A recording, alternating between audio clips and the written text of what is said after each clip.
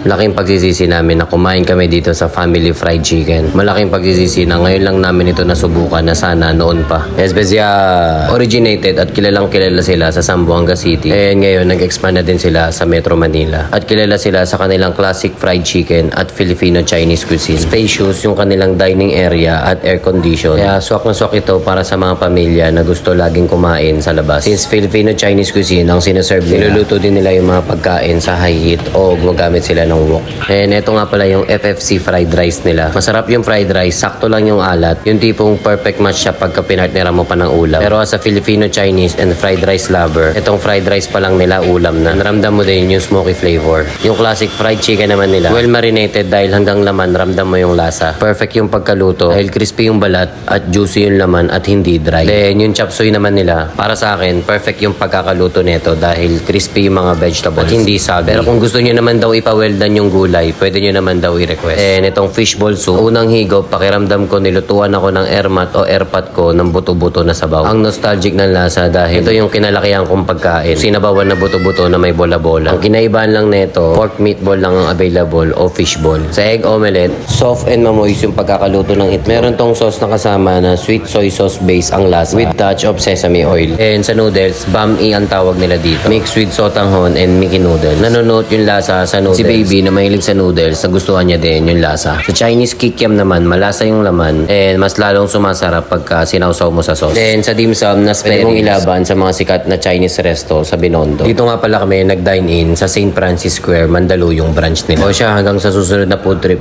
Bye!